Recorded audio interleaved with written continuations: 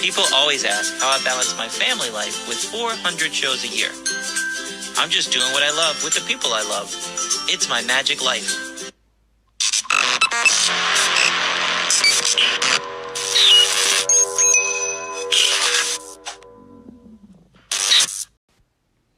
All right, welcome back to Wes Iseli's Magiclife Podcast.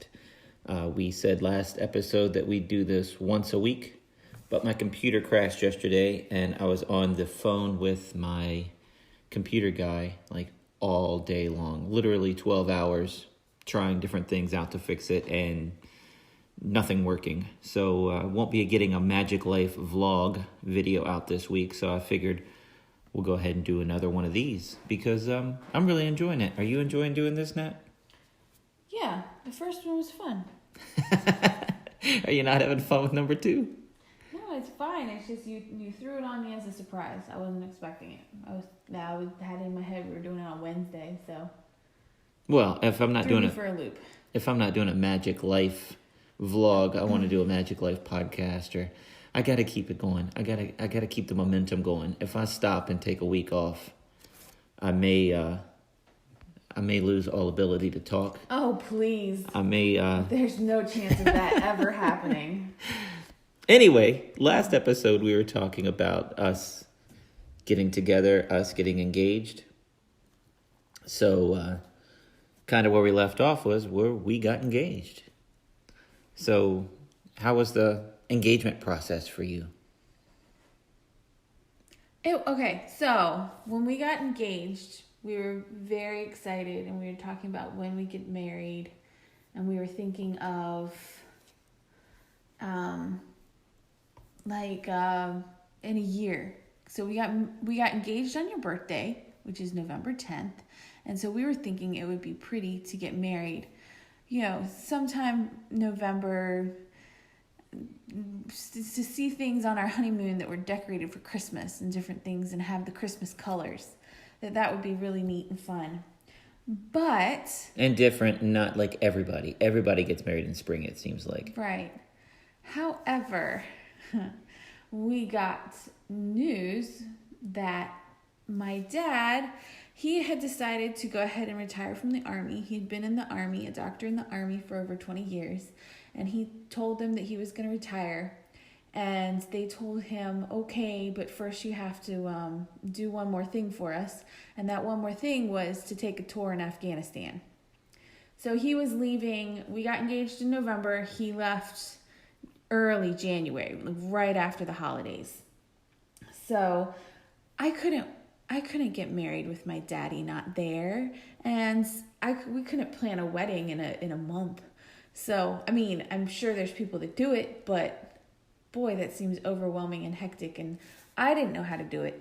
So we decided we would wait for my dad to come home, and he was gone for 15 months. His tour was 15 months. So he left in January following our engagement, and he didn't come home until the following, late April of the following year. So we had to wait a year and a half to get married, and that's a long engagement. So we were like, all right, he's coming back in April, we're getting married in May. So we planned it. We gave him, I think, and then he ended up, they pushed it back a little bit, and so he ended up getting back maybe 2 or 3 weeks before our wedding. So he really didn't have much downtime, but I had to have my daddy walk me down the aisle, so I had to wait for him. There was no choice. So that's why we got married in May instead of around Christmas time with the Christmas colors. But that's okay. Every girl needs her daddy to walk her down the aisle if he is available. So. And while he was gone, we were getting everything done, getting everything figured out. Yeah. We planned the whole wedding out. Yep. I taught magic lessons. A guy came to my life that was into magic, and he had the fever real hot, which is common for magicians. They get the magic bug, is what they say. The magic bug bites you, and boy, It's like nothing else. They want to learn every trick they can. They want to master every trick they can. And I think what normally happens is people get overwhelmed in the process. They try to learn it all right away. And it's like trying to be Michael Jordan in 30 days. And Right. you need a lot more practice than that to Yeah. be successful. But anyway, this guy came out and he had a fire-hot passion for magic. And he said that he used to teach dance lessons somewhere else. And he offered for me to teach him magic lessons in exchange for waltz lessons. And I was like, I thought it was a great idea because here's the thing. You go to a wedding and most of the people just sway back and forth for their dance. Well, the girl usually has her head on the new husband's chest or something like that, and that's not possible for the two of us. So I was like, I think it would be really cool to actually be able to dance. I've always thought it would be fun and to learn how to dance like that. Ballroom dancing, waltzing, whatever. I always thought it would be fun. So I was like, yes, this is my opportunity. So we did it, and it was awesome. He taught us some, turns and all sorts of fanciness. It was a lot of fun. I had fun. Ask us to do a waltz now. I wouldn't even know where to start. Exactly. What to do. It was 12 years ago. We learned it for that day, and that was it. I know, and then we just let it go. We did it once on our honeymoon.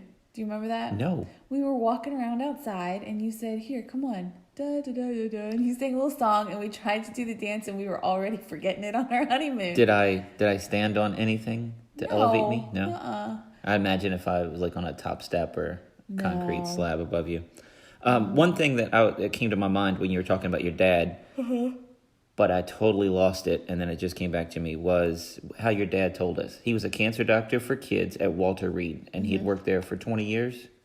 Oh, yeah. I think by the time he retired, it was over 20 years, but I'd have to ask him. And when he sure. went to retire, that's when they sent him to Afghanistan. Right. But he broke the news to us over dinner.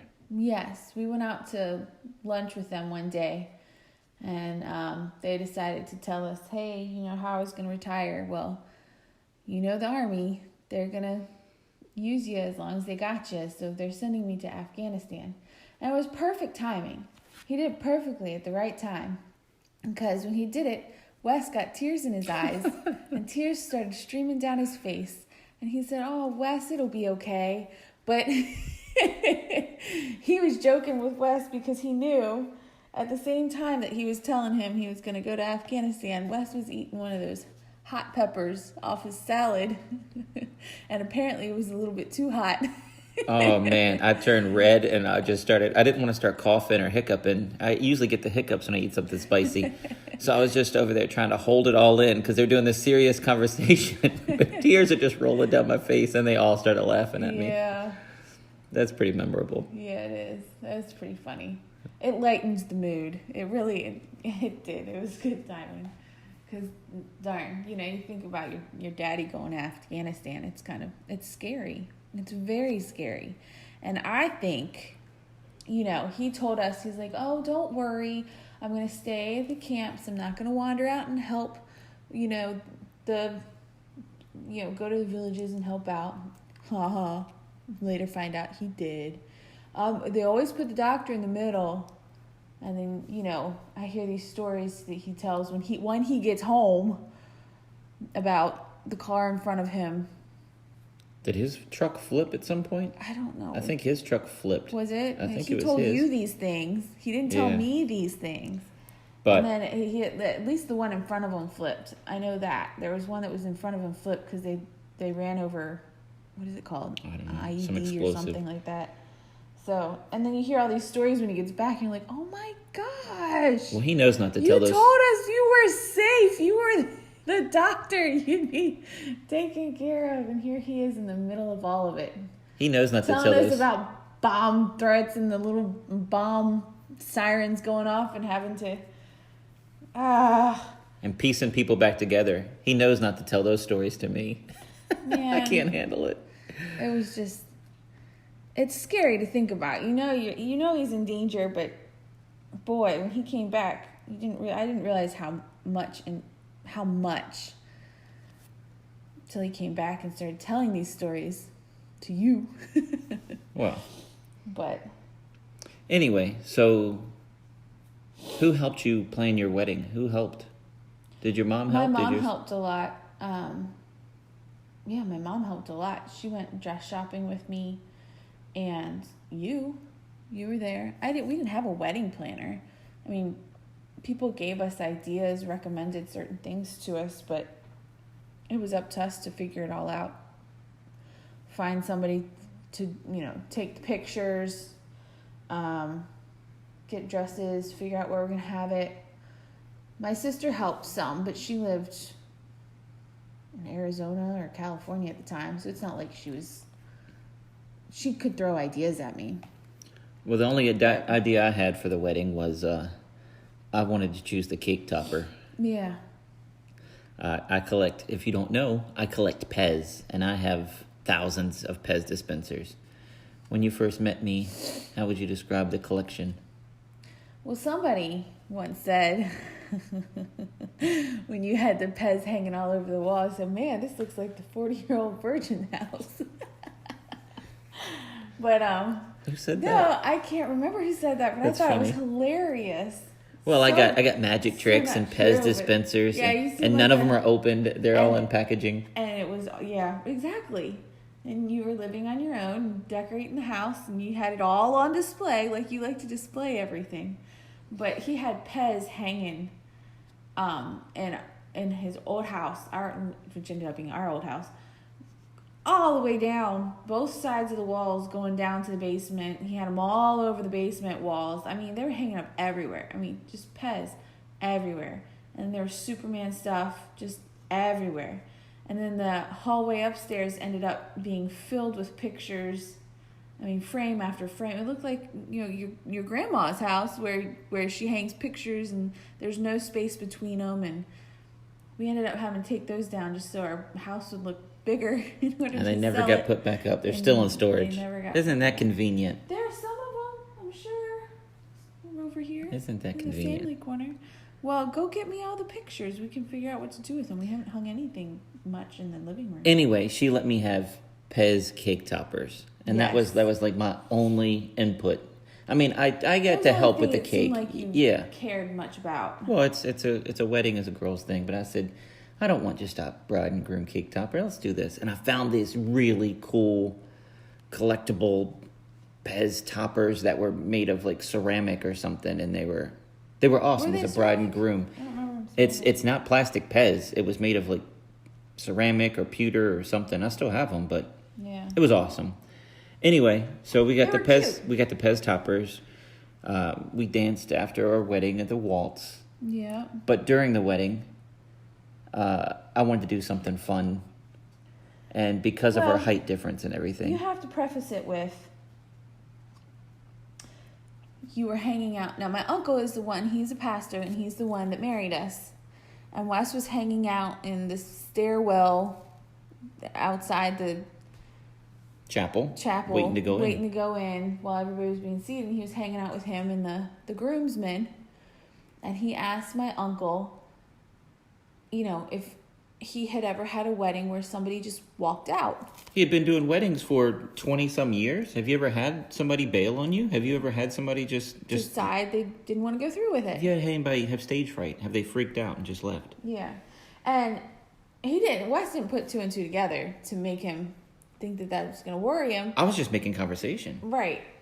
And so, what was his answer? Was it no? He hadn't had anybody? Thank God, no, never. Yeah. Okay. So then they come out and, everything gets started. I walk down the aisle. He's about ready to do the ring exchange and where we have to face each other and say our vows and everything. When things get serious. Yes. And Wes looks at him and he goes, hold on just a second. And he turns to walk away. And I look at my uncle's face and his face just drops. And I can see the wheels in his mind turning, wondering how in the world he's going to comfort me because Wes is leaving me at the altar. But I knew what was happening, so I was totally fine with it. I felt bad that he seemed to freak a little bit. But Wes went and got a stool, a little step stool that he had put underneath the first pew of the church. And the only people that knew about it were me and him, and then my parents, because it was my parents' stool. The grandkids used it to brush their teeth, to reach the sink. Right. So we're the only ones that know about it. Everybody else was like, oh. And he went and got the stool and put it in front of me and stood on top of it so we were the same height. And people were laughing and thought it was great. It was funny. It was cute, and it was nice to be eye to eye during our vows. And my uncle, when he saw the stool and saw what was going on and realized Wes wasn't leaving me, his laugh was just pure relief. I think he was so relieved he wasn't going to have to figure out what to say to comfort me.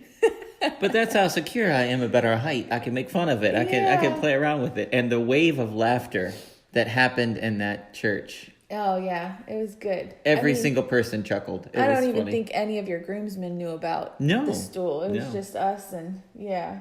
So that was good. I liked that. I thought it was cute. I thought it was funny. And obviously we were much more secure in our height difference by the time we got married.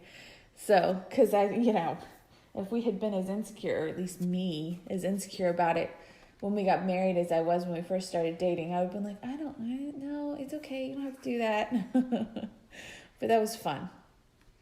And then we went to, we had a limo. My mom got us a limo. Your mom gave us a gift of getting us a limo to drive us back home. Which was awesome, but it also felt just like a waste. It was like, you're just taking us back here? Yeah.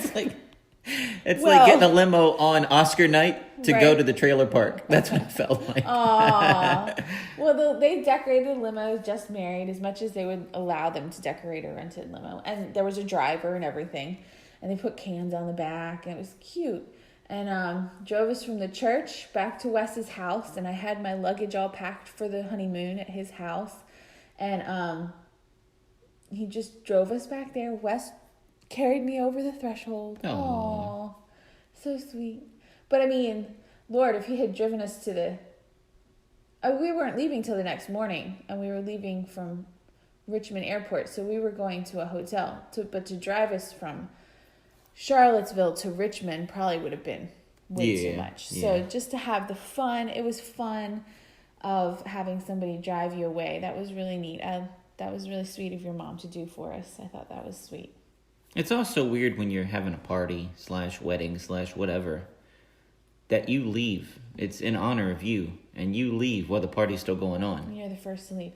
But that's because they throw nowadays birdseed or bubbles or whatever. We have birdseed. They throw the birdseed at you to wish you well. I know, but and everybody wants to say bye at the same time. Bye. So it's just tradition. I don't know. It seems weird to leave the party behind. Yeah, well.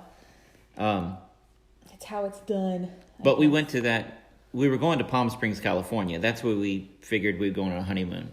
Yeah. We really had a hard time picking out a honeymoon destination. Well, we wanted to go somewhere like the Bahamas or something like that.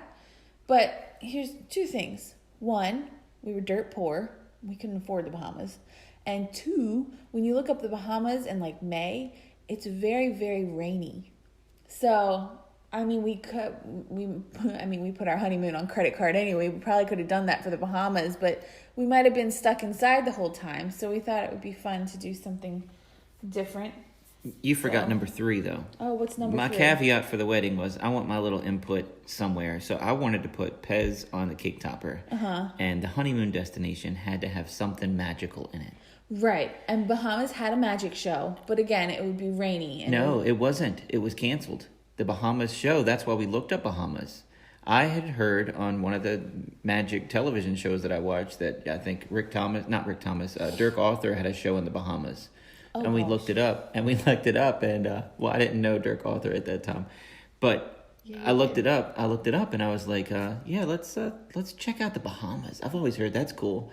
And then when I heard there was no magic going on, I was like, Yeah. So. And it was raining. So, I remember the rainy part the most. It's like you go down and go to the beach, and it's all rainy all week. It wasn't all about magic. We wanted to do both. I wanted to have a little bit of magic on my honeymoon. I was fine with that. Yeah. So we settled on Palm Springs, California, because it was within 45 minutes, an hour drive of something of LA, where we could go see the Magic Castle. Mm-hmm. But when we left our house, we went to the airport in Richmond to head to Palm Springs. Mm-hmm. And when we went to check in, everybody was cool. Everything was great. We walked down the hall. Well, we take the elevator, go to the 3rd floor, walk all the way down this long hall, get to my room, and I hear the TV on. Yeah. And we try and unlock the door. And was that the first one? Where it opens but the chain was on it? Was that the first one? Maybe that's what it was. Yeah, the first one, that their chain was on the door. So we Thank hit goodness, really, that they had the chain on the door. Yeah. Because they gave us keys that unlocked the door. So we went to the first room. That's what it was. We went to the first room all the way down the hallway, put our key in the thing, went to open it, and the chain hit. And you heard somebody say, "Hey, wait there!" We grabbed our luggage and ran down that. Mad. Well, I would too. He ran down that. We ran down that hallway so fast. We took the elevator. Close. We go in the elevator, go to the lobby, and say, "Hey, look, you gave us a room that somebody's in," and they said, "Oh, sorry. Here, try this room. This will be good." And they gave us a new set of keys and another floor, because I told them I didn't want that guy pacing up and down the floor looking for us. Right. And it was on a different floor, and we got to that room, and went to the door number, and that's when we heard the TV on loud. Okay. And we left, and we went downstairs and said, "Hey, somebody's in that room too." We could hear the TV on. We didn't want to check the key because last time, look what happened. So she was like, "Oh my goodness, they must not have marked, the shift before me must not have marked what rooms were taken." We're like, "All right, give us a different room and you come with us. Check it out. Yeah, you check it out." Right. So she actually took the elevator with us, walked all the way down the hallway, went to the room, and she did a tour of the room with us. "Is this to your standard? Is this to your liking?" "Lady, we're not being picky. We just want a room with nobody in it." Right. It's not like we were like, "Oh, this room's dirty. This room doesn't have a good view." We weren't being like that. We could care less. It was after dark, and we were getting up at like 5 a.m. to catch the shuttle to the airport. We just wanted to sleep for a few hours in a room that didn't already have somebody in it. And so we were like, "Oh, this is fine. Thank you. We just didn't want a third time for somebody to be in the room." And I sat on the bed and I start watching. Well, I took all your hair out first. Oh my goodness. And there was birdseed all in my hair. This was 6 hours later after the wedding. I'm taking your hair down. You had 900 pens in your hair. My arms went to sleep holding my arms up. I have a lot of hair. Picking out those clips. Yeah. And birdseed was falling everywhere, and yeah, I'm sure the maid probably wondered, "What in the world?" There's this pile of birdseed in front of the little chair. They got caught in your hair. Fancy. But anyway. But so I pick all that out, and I'm sitting in the bed, and I'm watching television, just got my feet up, just hanging out. And Natalie comes out of the bathroom, just disgusted. "Oh my, Wes, have you been in the bathroom?" Have you used the cups? No, honey, you saw me. I took your hair down. That's all I've done. I haven't been in the bathroom. I said, "Oh my gosh, this is gross. This is nasty. Ugh, I never want to stay here again." I said, "I got one of the cups and it was in plastic. It was one of the throwaway cups and it was wrapped in plastic.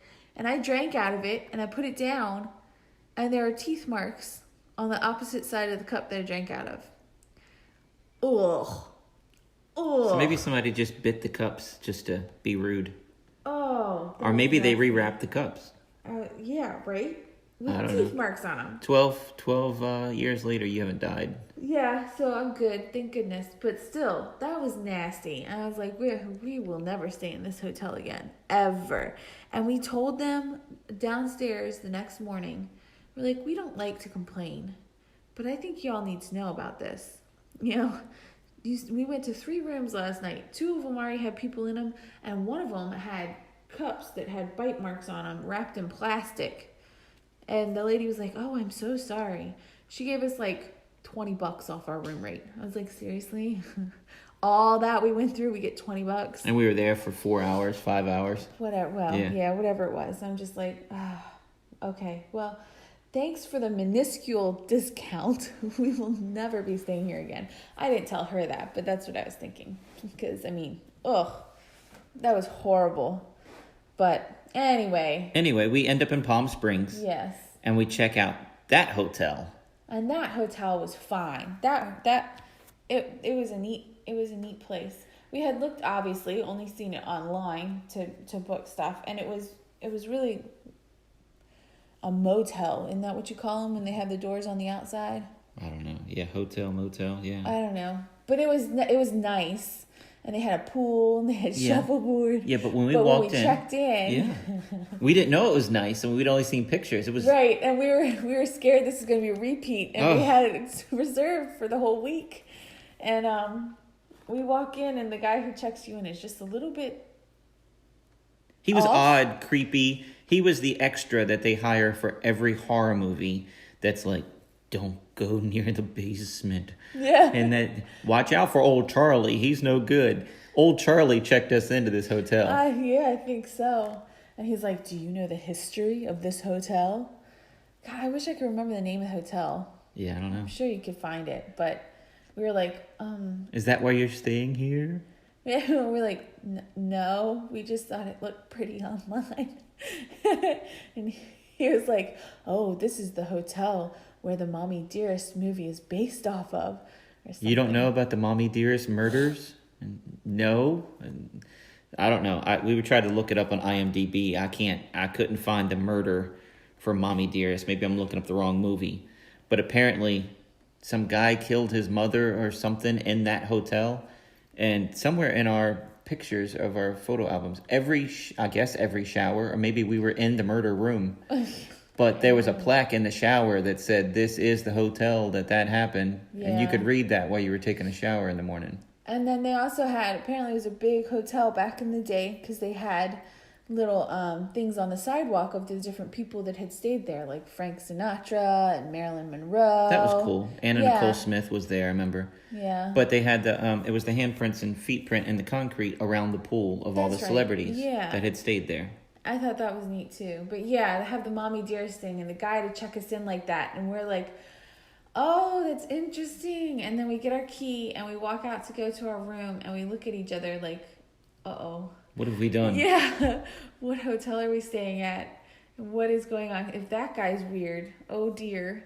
You know? But the hotel was great. Yeah, it was. It was really nice. And it was clean. No chewed on cups. We got sent to a room that had nobody in it. And Palm Springs was really cool. It was beautiful. It's different because we live in Virginia. So we have blue and purple mountains because they say you're looking through the moisture in the air that makes it create an illusion that they're blue and purple.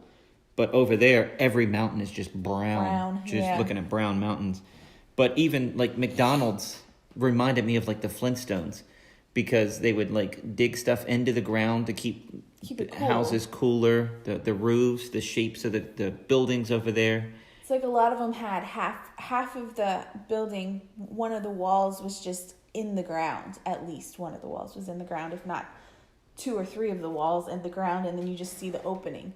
It was really kind of neat. It was cool. Yeah. We found this little dive restaurant that we ate at every single day, and it was just a dive. It was just a little diner near our hotel, and we loved it. Yep, it was a great breakfast place.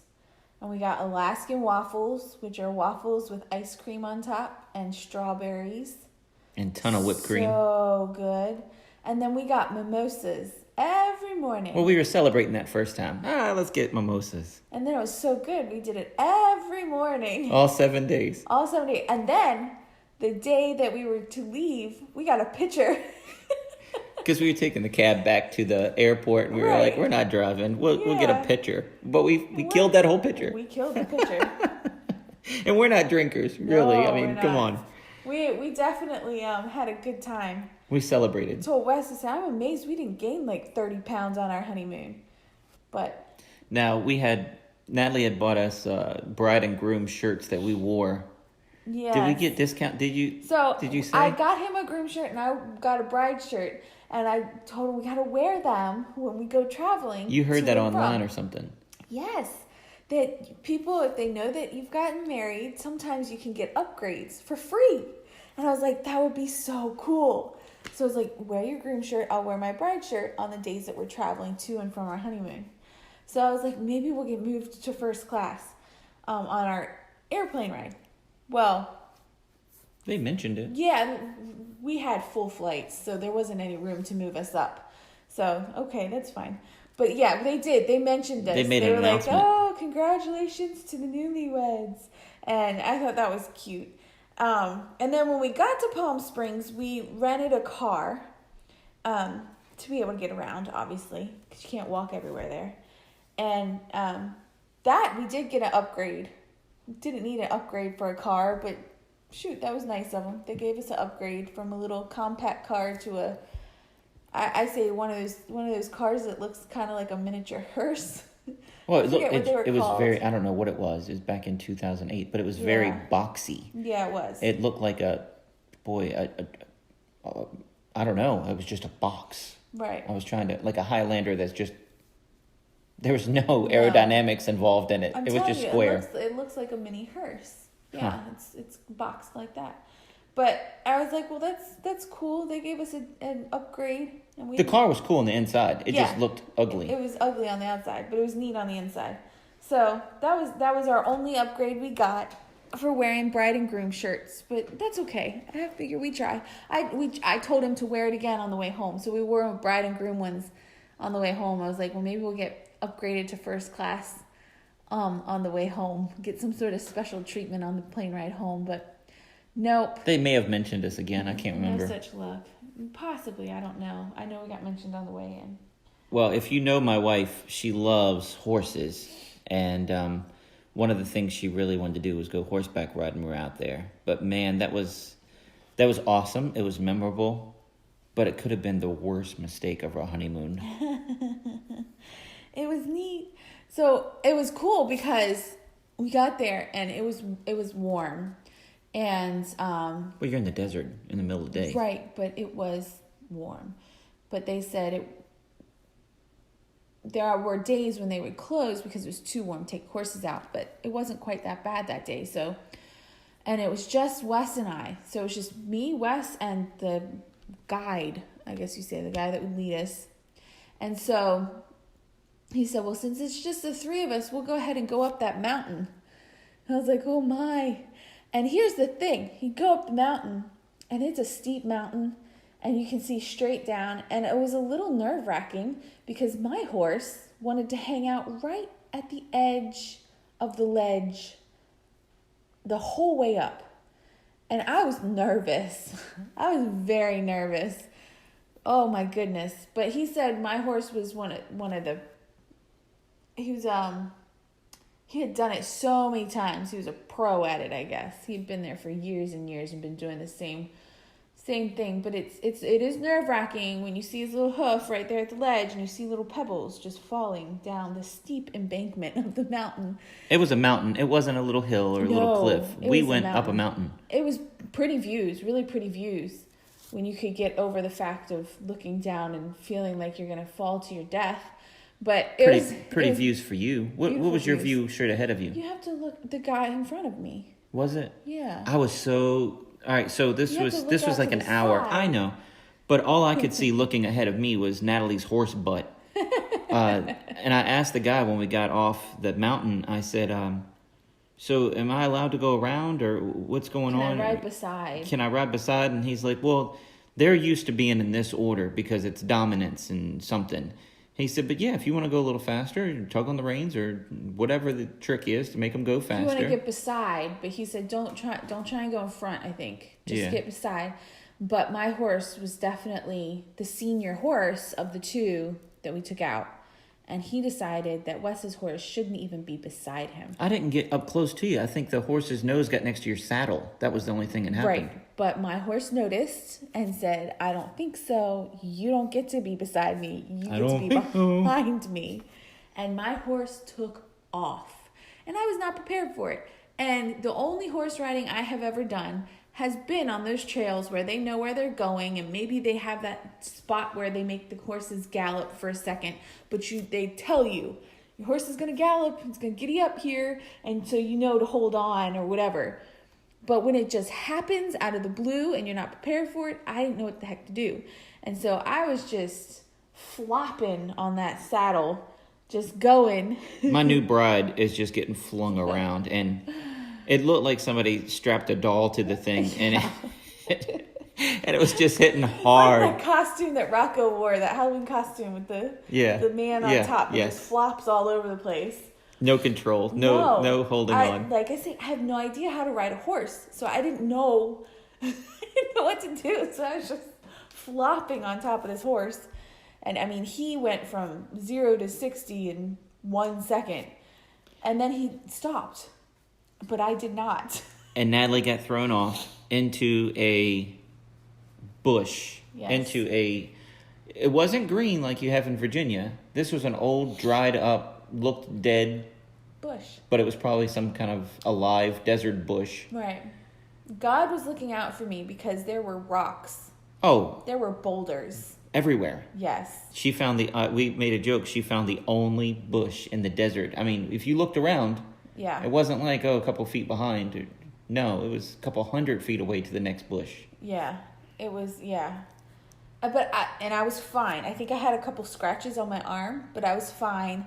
And the horse came up to me, and the guy said, "Oh, this horse doesn't usually care." He said, but apparently he feels bad because he came up to me to check on me.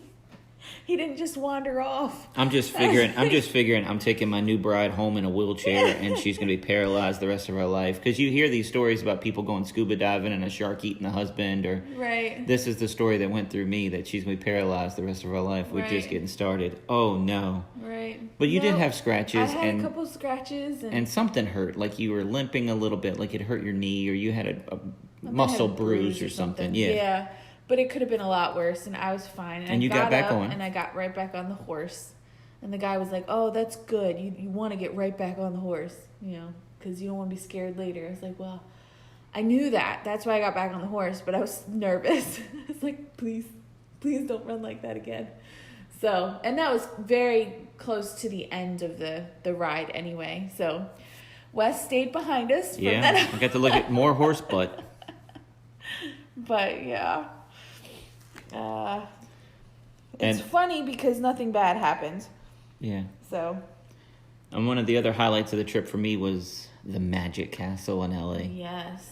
So we got to do that on our honeymoon, and everybody thought we planned our special trip because it was Jeff McBride week. Oh, Jeff no. Jeff McBride is a famous magician who's a famous teacher of magic as well, and lots of magicians know him. Lots of magicians study under him. He's known very well in the magic community. And it was Jeff McBride week at the castle. So Eugene Berger was there. If you're not a magician, these names aren't going to mean anything to you. But Eugene Berger was there. Jeff McBride. Some guy named Handsome Jack was the first time I ever heard of Handsome Jack. And I'm like, who is this guy? He really thinks a lot of himself. But that's a character name for another magician that I've come to know since. And I kind of wish I would have seen Handsome Jack that night now. But you don't have time to do it. The way the castle is, man, it's hard to see everything. Yeah. Yeah, and you have to wait in line, and sometimes you have to wait through a couple performances shows before you can get in. So, but yeah, that was really neat. And people were like, "Oh, wow, you planned it so you'd be on this?" No, just so happened. We didn't know. And then somebody was like, "You let him bring you to the Magic Castle on your honeymoon?" I was like, I'm totally fine with it. I like magic. I do. I like magic. But a lot of these guys have wives that could care less. But a lot of them don't have them as their assistants either. So, yeah. Lord, I better like it if I'm going to be in magic shows and be the assistant. And I don't like the office work. That's about pretty much the only thing I don't like is the office work. But necessary evil, right?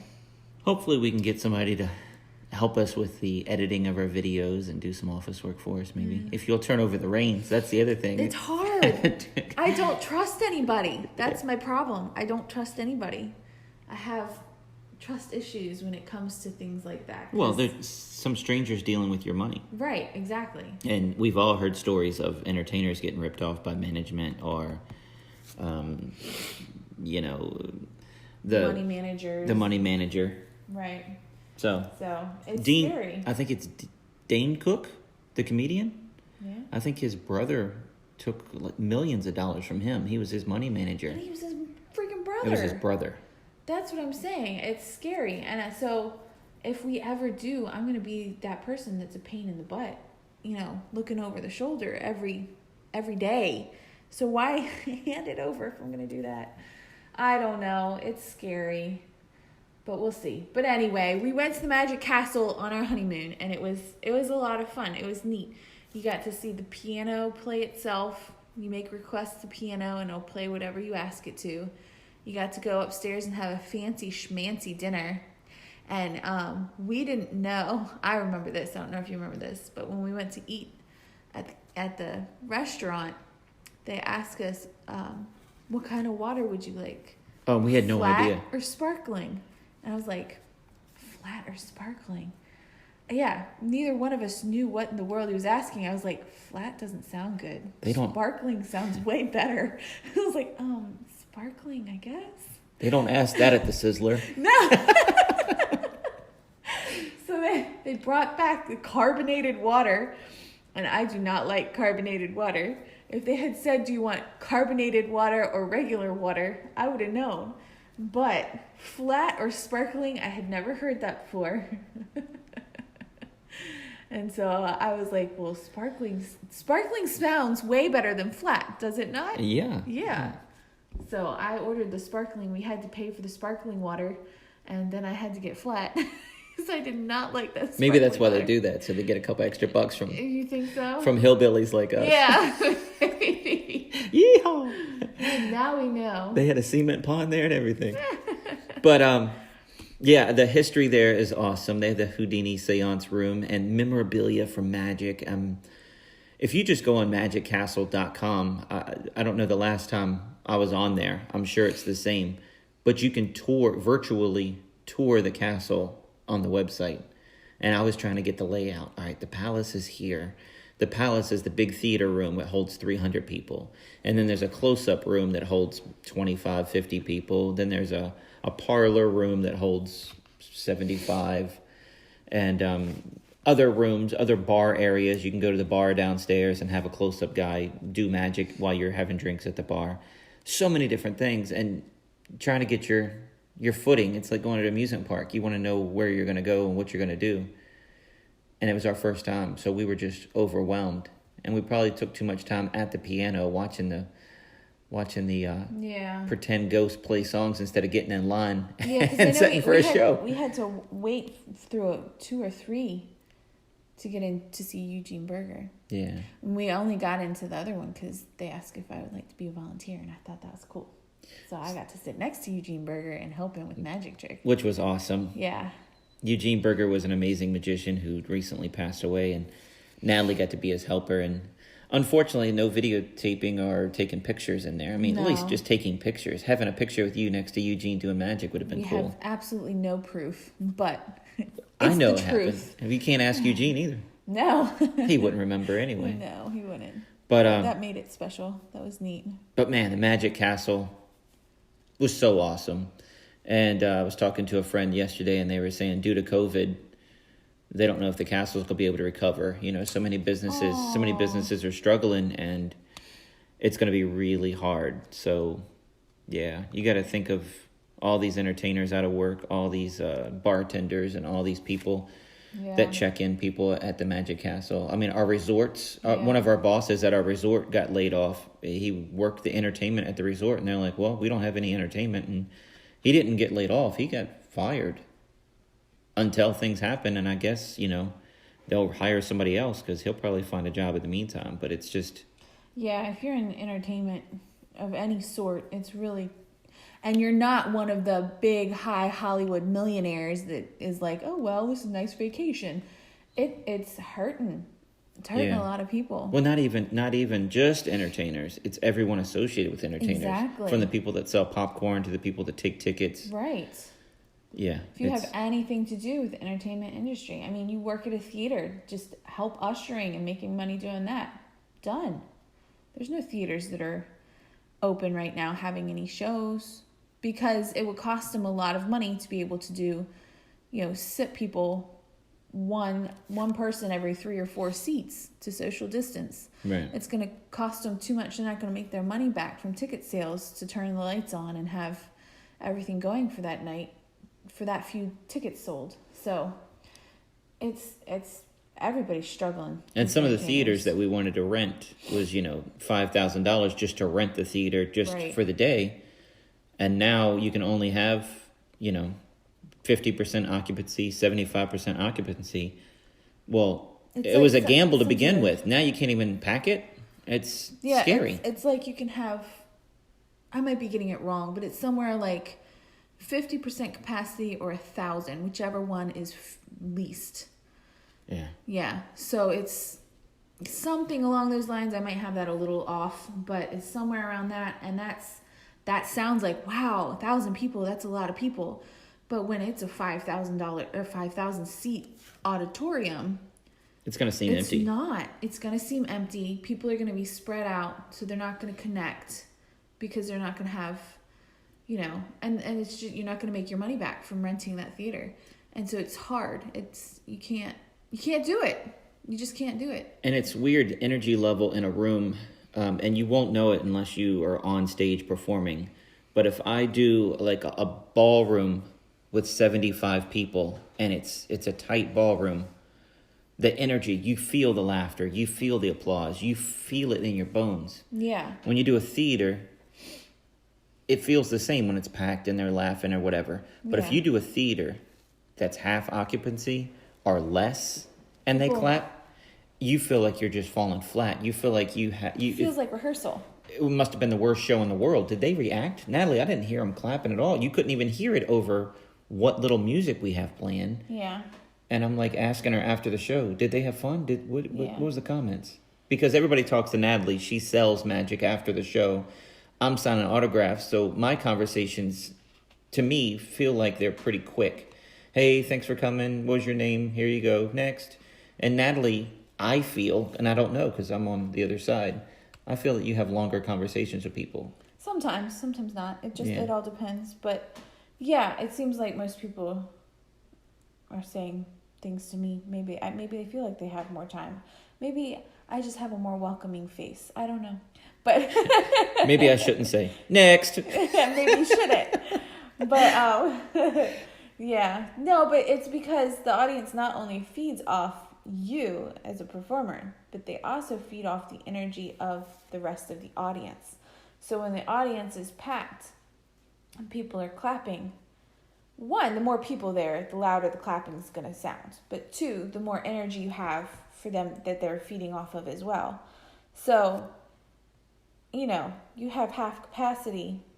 And also, if you have a small audience and there's not somebody in that audience that is just gung-ho ready to clap, people are paranoid. They're like, nobody's clapping. I better not clap either. I was thinking your mom did that at one of our shows. Yeah. She started clapping right away because she had seen us at a theater, a couple of months before, and she came to the next show. And when we did the same thing, she started clapping like they did in the theater. Yeah. And then she immediately started slowing down the clap, putting her hands down. And then she waited to clap any other time because your mom is one of those people that she doesn't like to be the center of attention. She'll be the first to tell you, I don't want to be the center of attention. So... yeah.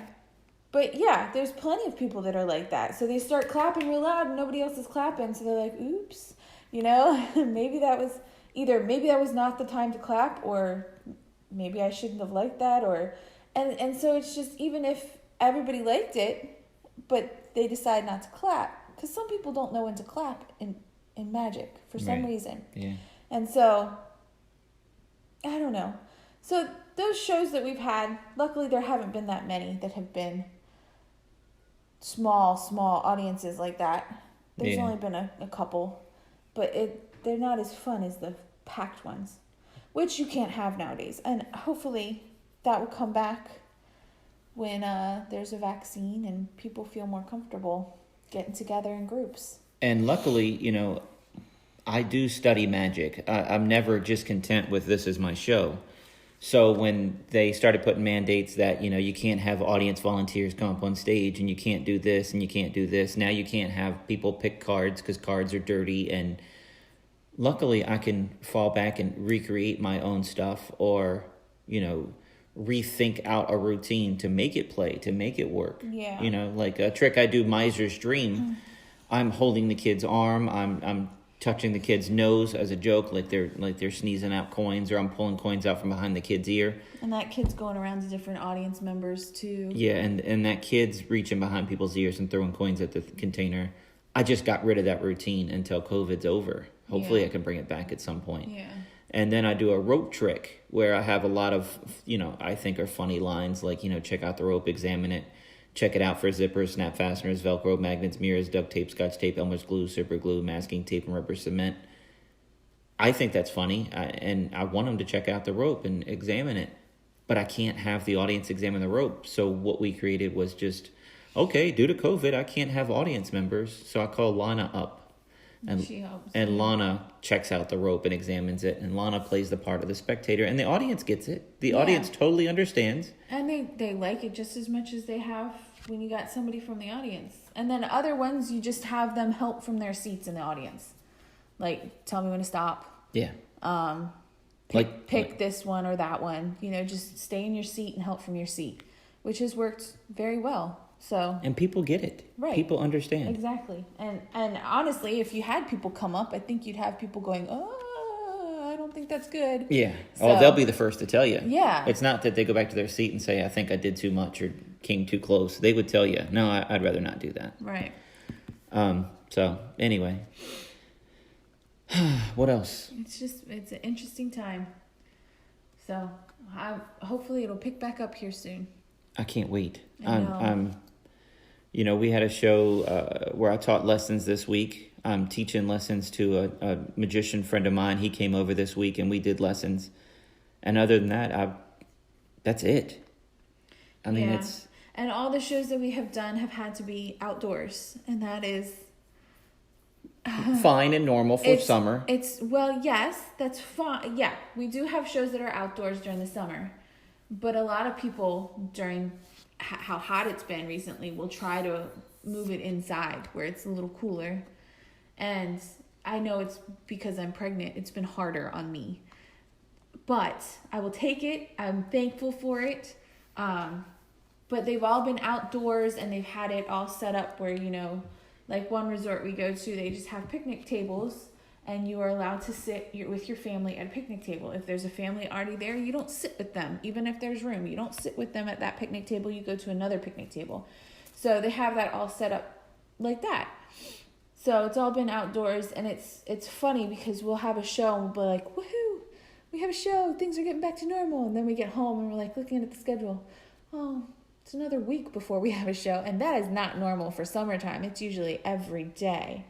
We might have one day off every 3 weeks.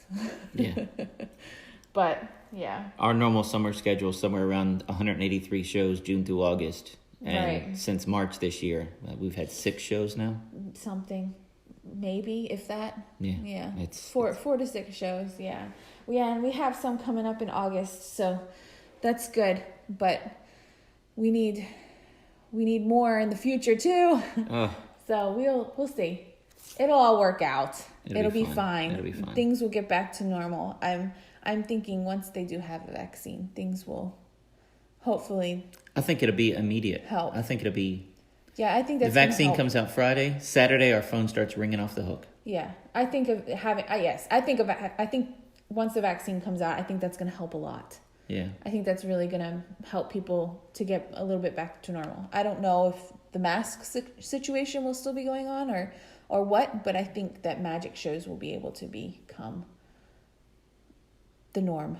Well, once you get the vaccine, the masks should go away unless you have a fever or a cold. Now people know, hey, maybe I should wear a mask if I have a cold and go to the store. Yeah, which is fine. Yeah, that's now you're not getting snot all over my fresh produce. Or, how many times have people said snotty-nosed little kids, but you go to the grocery store, you see them starting with their finger, going all the way up their elbow, rubbing snot. Yeah. I mean, that'd be helpful if they had a mask. It would. If they rubbed it, it would be in their mask. Yeah. Anyway, let's end on that. Let's end on that. So, like we said, we're pretty much unemployed right now. So if you had fun here, a couple things you guys can do is check us out on Patreon and share the podcast. If you guys are having fun and enjoying these as much as we are, share it on social media. Let people know that you're listening to this. And hopefully we can build up a following of listeners for our podcast. There you go. Like we have for our vlog. So there you go. Yeah. Anyway, thank you guys for listening. And 1, 2, 3. See you next week. Check us out online at wesisley.com and patreon.com/Wes_Isley for behind-the-scenes videos, blooper videos, never-before-seen footage, discounts on merchandise, magic trick tutorials, and more. That's Wes Iseli, spelled Wesiseli.